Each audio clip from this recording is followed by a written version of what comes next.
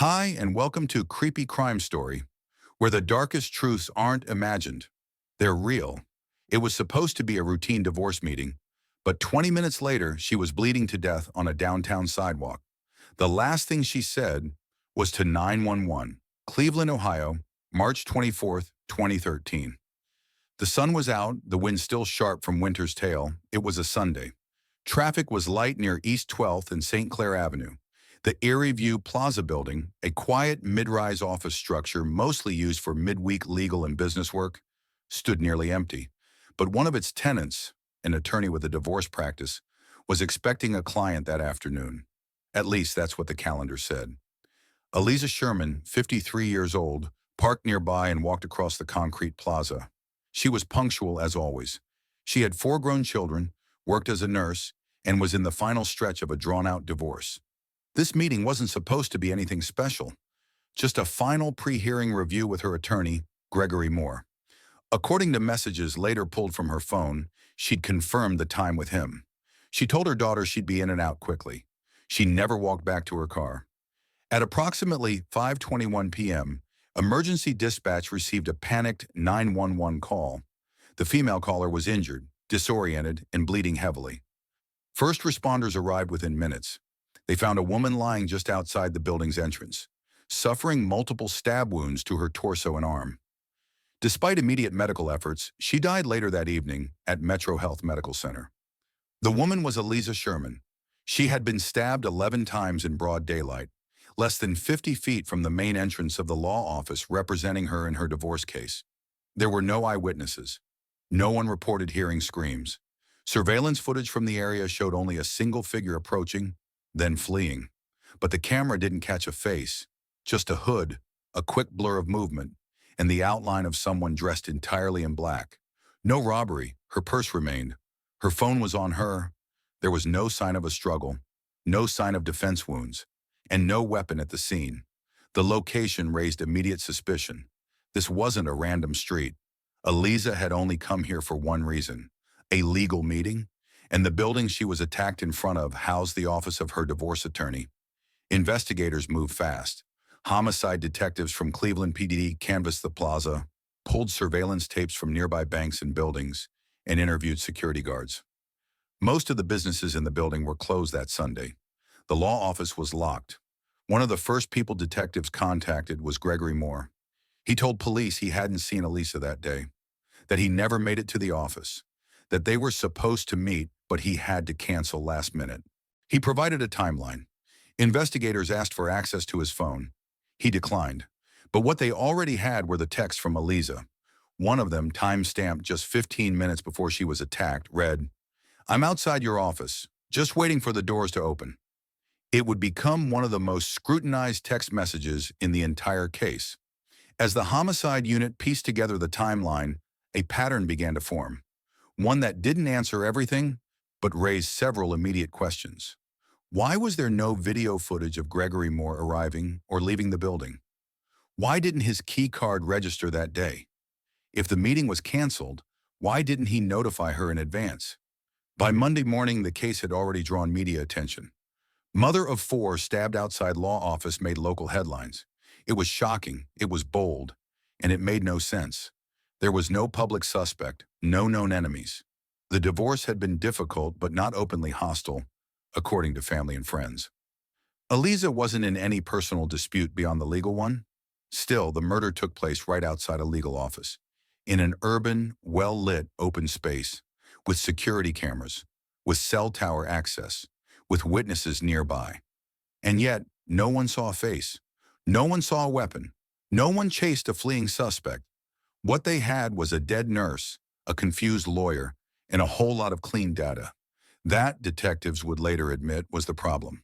By Monday, March 25th, 2013, the Cleveland Police Homicide Unit had control of the scene outside Erie View Plaza. Patrol officers had already collected preliminary observations. The area had been cordoned off overnight, but as daylight returned, the investigation turned sharply toward the building itself, starting with who had access, who was expected, and who was missing. The Erie View Plaza security system operated on a standard RFID-based keycard access system. Every tenant in the building had individualized cards. Each entry and exit through secured points, such as the front lobby, stairwell doors, or private suite entries, was time-stamped and logged by the building's internal server. It was a straightforward system. What mattered most was that it didn't lie. Alisa Sherman had not held a keycard. She would have needed someone to buzz her in or meet her at the door. But she never made it inside. The attack occurred just feet from the entryway, suggesting the assailant either waited for her outside or intercepted her before any electronic record could be created. Detectives requested and received full swipe data for the 48-hour period surrounding the incident. Cross-referencing the building's tenant list, they filtered access logs by timestamp, suite, and card ID. Gregory Moore's key card was not used on March 24th. That was the first contradiction. Moore told detectives during his voluntary statement that he had planned to meet Alisa, but had been delayed and never made it in. He claimed he texted her to cancel, but admitted he hadn't followed up when she didn't respond. When asked what time he attempted to reach the office, Moore gave a vague window of sometime around 4:30 to 5 hours. But surveillance footage never showed him entering the building or walking nearby. The swipe log confirmed it. No registered access from Moore or anyone associated with his firm between 3 p.m. and 6 p.m. The building remained quiet. No door to his office was opened using his credentials. That detail directly contradicted Moore's claim that he'd attempted to stop by. The building's front-facing surveillance camera, positioned high above the entrance, was the next item on the forensic list. The footage was analog, low resolution, and lacked sound. It captured Sherman approaching the building at approximately 17 p.m., walking from the east sidewalk, wearing a dark jacket and carrying her purse. She paused outside the door and checked her phone. A few seconds later, she took a step forward, and then disappeared from the camera's limited frame. 90 seconds later, a second figure appeared. The person wore dark, loose-fitting clothes and a hood. The footage was too poor to determine height or facial features. The person moved quickly, heading west on foot, away from the scene. That was the only glimpse they had of the possible assailant. It was also clear from the footage that no one else entered or exited the building through the main lobby during that critical 5-minute window. Forensic technicians reviewed the door handles and lobby surfaces. No usable prints. Rain earlier that day had compromised trace evidence. No blood trail inside. No signs of forced entry. The attacker hadn't followed Sherman inside. The crime was contained to the outside perimeter. The lead detective flagged two immediate concerns in the internal case memo. Moore's key card wasn't used at any point on March 24th. Moore claimed he sent cancellation texts, but Sherman's phone did not receive any message consistent with that. In fact, her phone had only received 2 messages that day from Moore. One at 10:12 a.m., confirming their 5:15 meeting, and another at 4:47 p.m., reading simply, "See you shortly." Investigators reviewed cell tower records. Sherman's phone pinged local towers within range of Erie Plaza. Moore's personal phone, however, did not show significant activity in that location during the time in question. It was becoming harder to reconcile Moore's account with the data. When asked to provide a written statement, Moore declined further comment and hired private legal counsel. The lack of physical evidence left the case vulnerable. Detectives needed a forensic lead, something indisputable, so they turned to the digital angle. Swipe card logs had opened the first inconsistency. The next step was identifying all wireless signals detected in the vicinity between 5:20 and 5:30 p.m. Using passive network logs from the building's security system, analysts began compiling a list of MAC addresses, unique hardware IDs broadcast by smartphones and Wi-Fi-enabled devices. The building's Wi-Fi router had recorded multiple transient connections on March 24th. Most matched known tenant devices, but one stood out. A portable Wi-Fi hotspot had connected for exactly 13 minutes, peaking between 5:14 and 5:27 p.m. The precise window of the attack. The hotspot was not registered to any tenant or listed device. This anomaly triggered a deeper forensic inquiry. Investigators obtained a court order to trace the hotspot's activation origin and purchase records. It had been bought anonymously at a Cleveland area electronics retailer 1 week prior. No ID, no video surveillance at the point of sale. But what it revealed was chilling. The hotspot had been connected only once since purchase, on March 24th from within 50 feet of where Sherman was stabbed. That kind of planning didn't suggest a random act. It suggested control, precision, premeditation. As one analyst noted in a case summary memo, the data aligned too cleanly. Sometimes that's the problem. By midweek, the investigation had reached a point of friction. Detectives had begun to compile inconsistencies, not only in the timeline, but in the digital footprints left behind. Now attention turned directly to the man Alisa Sherman had trusted to represent her. Gregory Moore wasn't a new name in Cleveland's legal circles. He'd practiced divorce law for over a decade. No formal complaints, no public disciplinary history. His firm operated out of Suite 1804 inside Airview Plaza, and according to building logs, it had regular weekday traffic. But Sunday, March 24th, 2013 was different. Investigators obtained both subpoenaed phone records and relevant cell tower data for Moore's primary number. The data analysis phase revealed no outbound calls or texts to Alisa after 10:12 a.m. that day, except for one message at 4:47 p.m., stating, "See you shortly." That message was sent from Moore's phone, but showed no corresponding response from Alisa. That gap became a key point. If Moore had sent that message while intending to cancel, it contradicted the wording. If he truly didn't arrive, why confirm a meeting? Investigators needed more than circumstantial doubts. They needed a technical break. Cell tower triangulation placed Moore's device in a coverage zone several miles west of the Airview site during the time of the attack. This was consistent with his original statement, that he never made it downtown. But when they compared those records to the hotspot discovered in Chapter 2, something didn't add up. The hotspot was not linked to Moore's phone. It connected through a completely different device, one that did not correspond to any phone or tablet registered under his name or known household. The MAC address, however, remained consistent. It had only been used once, in that narrow 13-minute window on March 24th. Forensic analysts pursued this anomaly through retail point-of-sale tracebacks. The hotspot had been purchased with cash. No store loyalty card was used. The purchase timestamp, security footage, and bank records showed a man wearing a baseball cap and sunglasses. Video clarity was low, angle indirect. It wasn't enough to establish identity, but the behavior was deliberate. The buyer avoided looking toward the camera. This added a new layer to the investigation. Whoever had activated the device had done so with intention and caution. Detectives returned to Moore for a follow-up interview. This time, with counsel present, Moore declined to answer further questions. He invoked his right to remain silent and cited attorney-client confidentiality in reference to multiple procedural queries. Legally, that wasn't unusual, but factually, it shifted tone. As the digital evidence mounted, homicide investigators expanded their scope.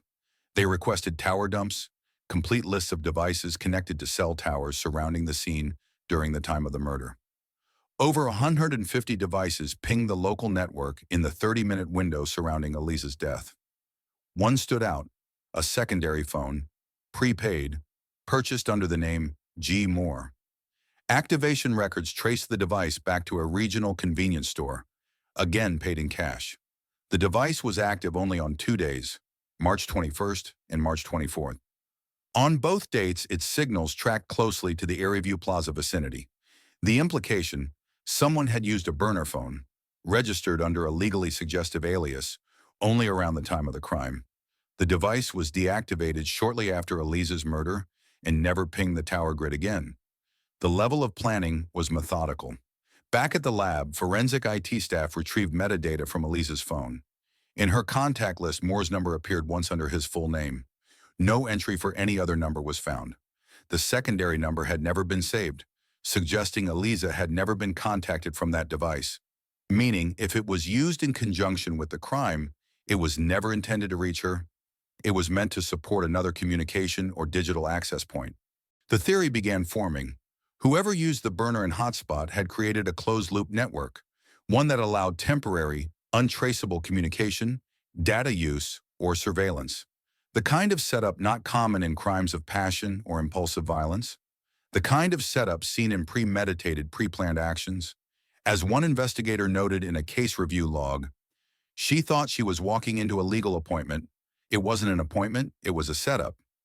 At this stage, there was no direct physical evidence linking Moore to the act, but the digital architecture, texts, tower pings, hotspot signals, began forming a forensic narrative.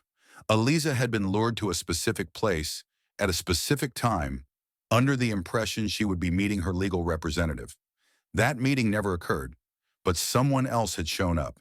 Investigators began building out a full digital timeline.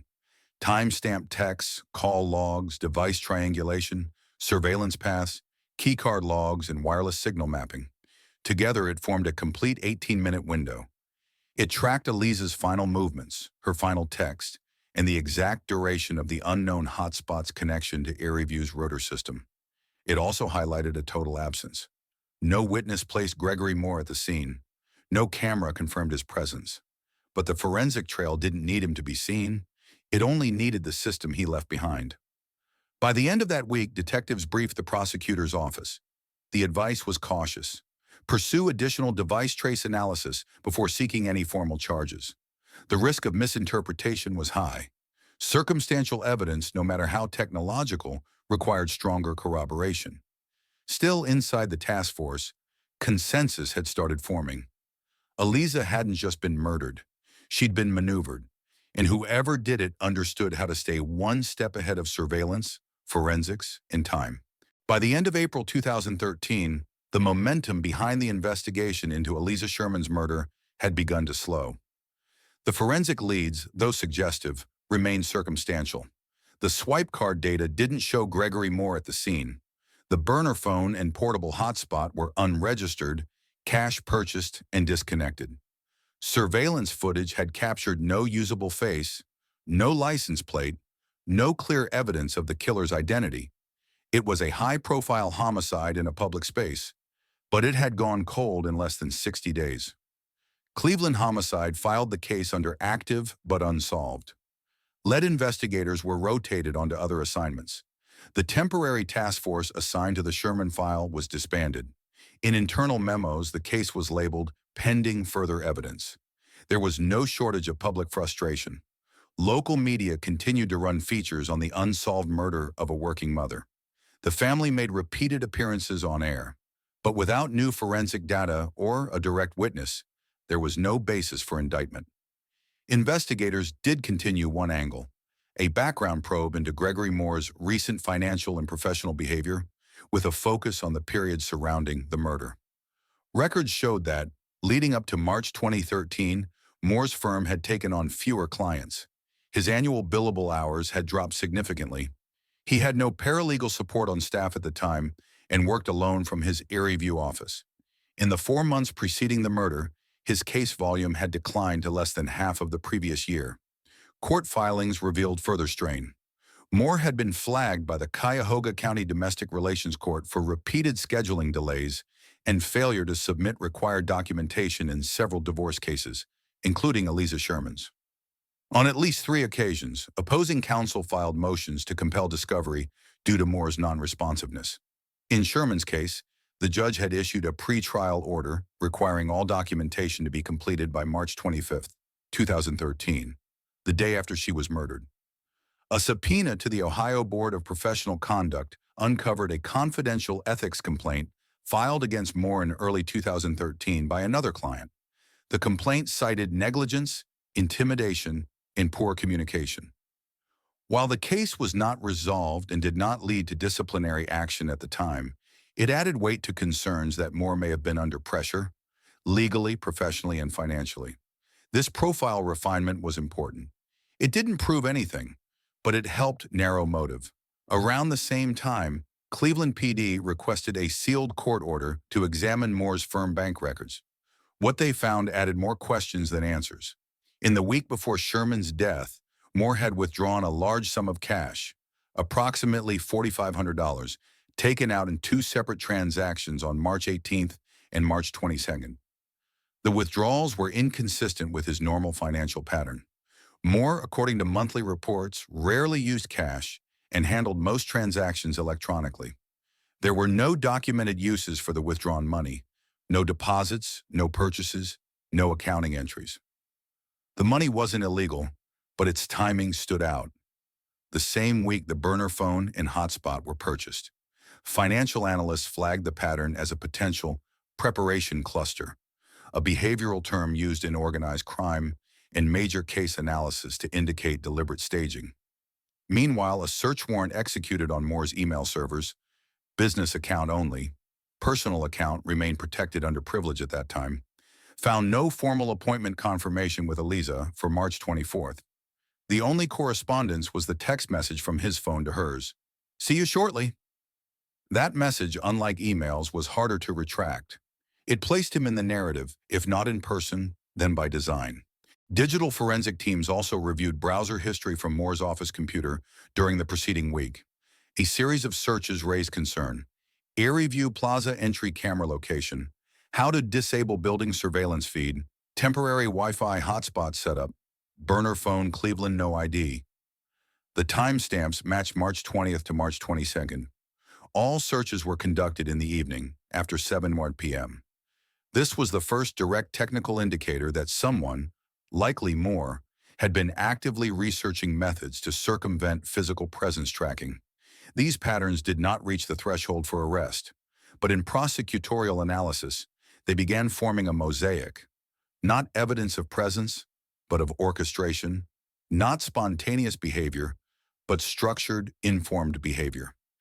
Despite this growing pattern, the case stalled. The district attorney's office refused to indict without new DNA, fingerprints, or an eyewitness.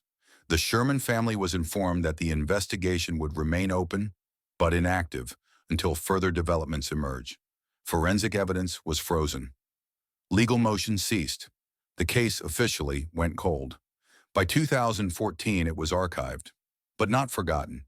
In towns like Cleveland, unsolved murders aren't just tragedies, they become permanent fixtures of community grief.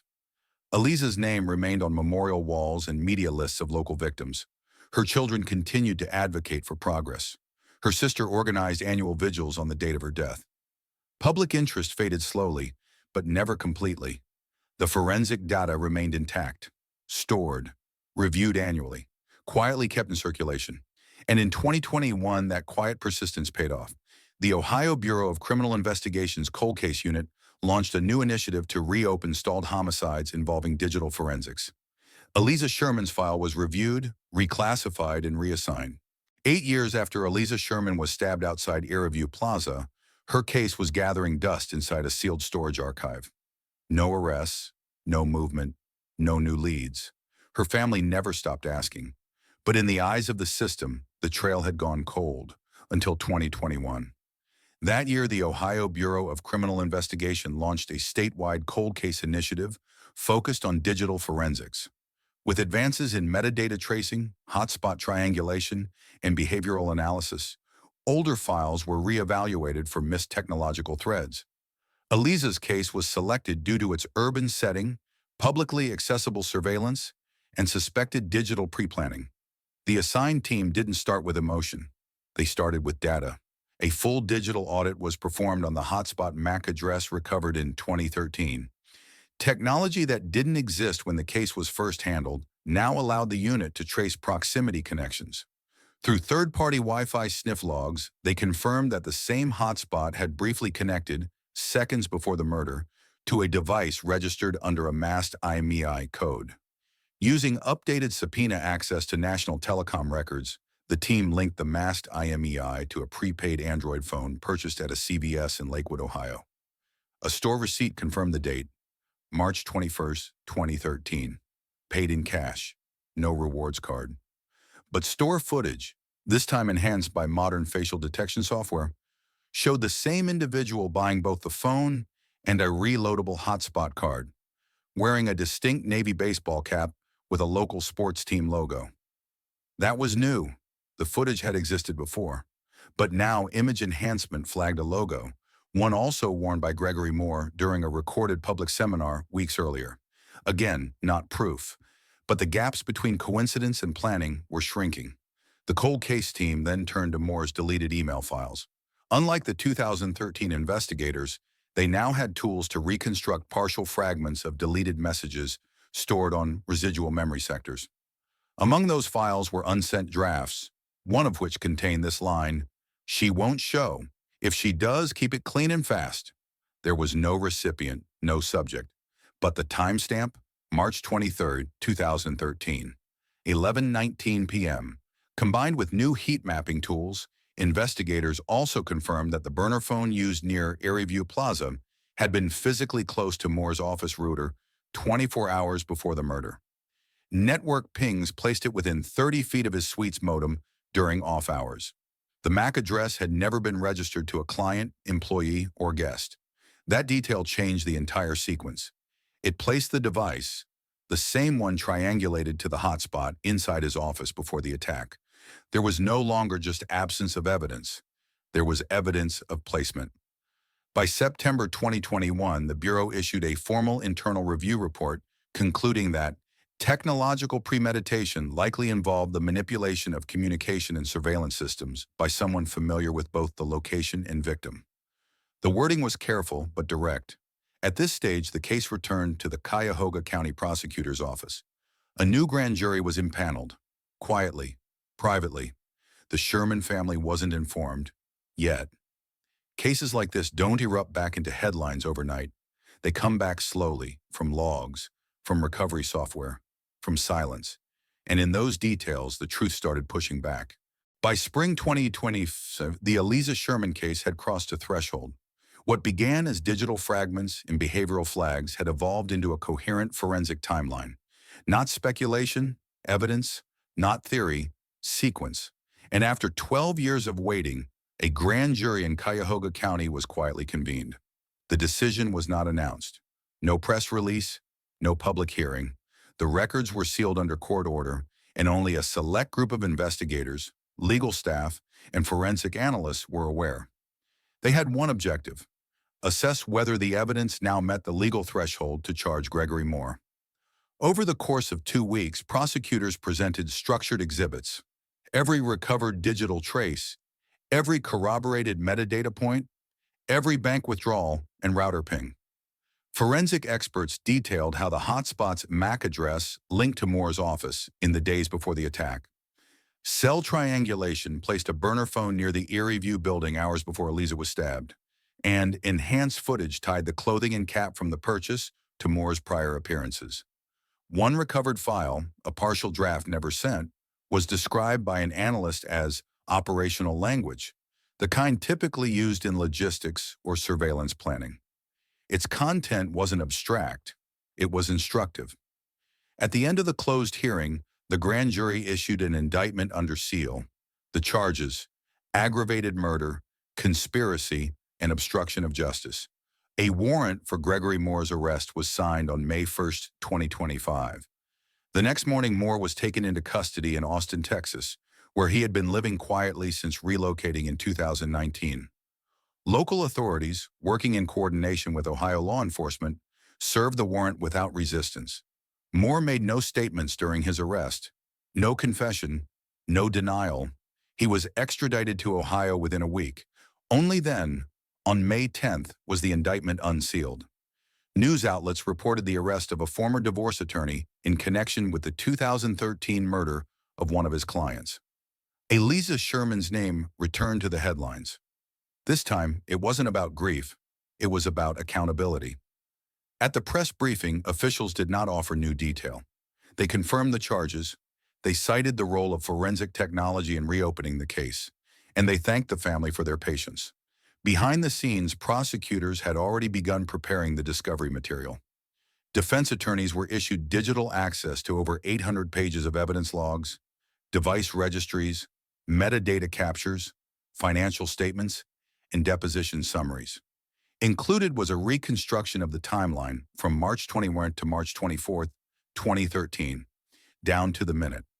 Moore's legal team filed a motion to suppress key evidence, claiming the draft email and metadata trace were circumstantial and improperly obtained. The motion was denied. The court ruled that advancements in forensic tools did not invalidate evidence previously inaccessible due to technological limitations. That precedent mattered.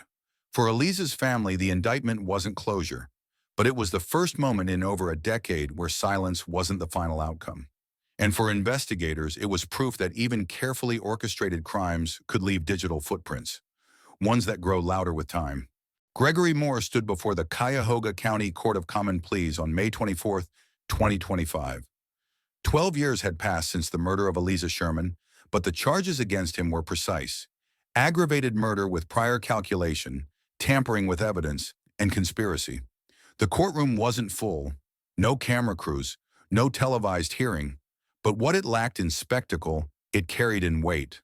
For prosecutors, this case wasn't about emotion, it was about proof.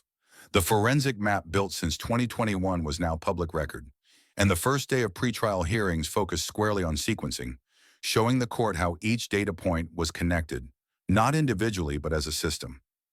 The digital forensic analyst took the stand and explained the sequence. The burner phone was purchased anonymously on March 21, 2013. The portable hotspot was activated and placed within 30 feet of the murder scene. Surveillance enhancement revealed clothing tied to Moore, and browser history revealed targeted searches about surveillance blind spots and building access. Router data placed an unknown device, later linked to the same hotspot, inside Moore's law office 24 hours before Alisa was killed. These facts weren't presented with flair. They didn't need to be. The weight came from their accumulation. Moore's defense team focused on interpretation. They argued that the data, while suggestive, did not directly place him at the scene. There were no fingerprints, no DNA, no confession. They pointed out that possession of a hotspot didn't equate to murder, and that digital metadata could reflect shared devices, unsecured networks, or coincidental proximity. But the prosecution's case wasn't built on one point. It was built on pattern. The draft email, recovered by modern forensic tools, was entered into evidence. So was the withdrawal of $4,500 in cash in the days prior to the murder. Prosecutors framed this as pre-operational behavior, indicative of resource allocation without documentation, typical in controlled planning. More importantly, the communication logs confirmed that Moore had misrepresented facts to police in 2013. He had claimed he canceled the meeting, but a message time-stamped "See you shortly" was sent to Alisa just 20 minutes before her death. He had no appointment booked in his calendar, yet she had texted him that she was waiting outside his office.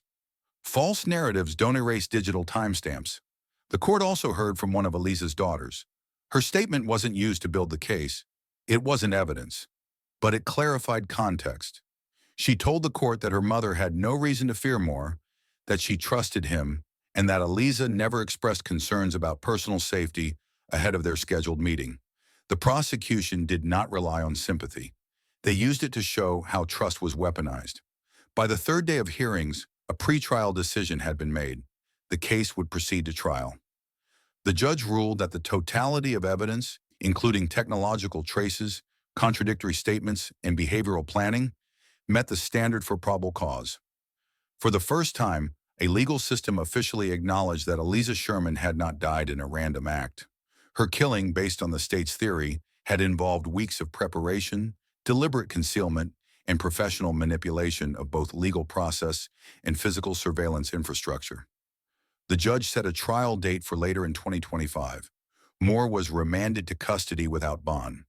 At the close of the hearing, the presiding judge offered no commentary, no reflection. But in legal records, one line in the ruling stood out. This case demonstrates that time does not erase culpability. It merely demands that proof evolve. By June 30, 2025, the case against Gregory Moore had taken final shape. Though the trial had not begun, the foundation was laid, built not on confession or witness testimony, but on patterns, devices, and absence. The prosecution's strategy was clinical. They didn't dramatize the loss. They laid it bare. Alisa Sherman had been killed in broad daylight outside her attorney's office after receiving a text that read, "See you shortly." That message came from Gregory Moore's burner phone.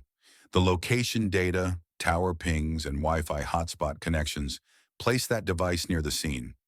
It wasn't one piece of evidence. It was a sequence, one that prosecutors argued had been carefully constructed to leave no trace, except the trace of design itself. They highlighted three core pillars: digital precision. The burner phone was activated hours before the murder, used only to message Alisa, and never again. It connected to a mobile hotspot, also registered anonymously, which pinged near the scene. Behavioral manipulation. Alisa had no enemies. She wasn't hiding. She trusted her attorney. She came alone, unarmed and unaware. Exclusive opportunity. Gregory Moore had her trust, her schedule, and her silence. He didn't need to break in. He was already inside the routine. The defense focused on doubt. No weapon was found. No surveillance caught the act. No fingerprints. They claimed the digital trail proved only proximity, not guilt, and that others could have known her schedule. But the state countered that it wasn't about isolated facts. It was about orchestration. Gregory Moore didn't act out of passion. He acted with preparation. Public response was sharp. Legal circles began citing the case as a study in invisible design, how modern homicide can be staged with tools that leave no physical stain. But beneath the technical layers was a quieter truth. Alisa Sherman walked to her death believing she was walking toward justice. She was cooperative, professional, alone. That trust became the very thing used against her. Her family chose not to speak publicly during pretrial motions, but privately, they helped secure a permanent scholarship in her name, supporting young women entering nursing programs in Cleveland. Not as a tribute to her death, but to her legacy of service. The trial is set to begin later in 2025. Gregory Moore has pleaded not guilty, but the story doesn't wait for the verdict to deliver its weight. Sometimes, in the absence of a smoking gun, what's left is the structure of motive, access, and silence. And in this case, silence spoke loudest. Before we end this story, I just want to say this. As someone who's been walking with you through every detail, every question, and every shadow of this case, never assume safety just because something feels familiar. Alisa trusted the system, her routine, even the people she worked with. And that's what makes her story a warning, not just a tragedy. In a world where appearances can mask intention, let her life be a reminder to stay aware, speak up, and never surrender your gut feeling. Justice isn't always immediate, but the pursuit of truth must be relentless. What are your thoughts? Do you believe digital evidence alone should be enough to bring someone to trial? Have you ever ignored your instincts only to regret it later? If this video spoke to you, drop a comment. Let me know where you're watching from or what you took away. And if it didn't sit right with you, I still want to hear your thoughts. Let's learn together. If this story moved you or made you think, please consider subscribing to the channel so you won't miss the next case we uncover. Thank you for watching and stay safe.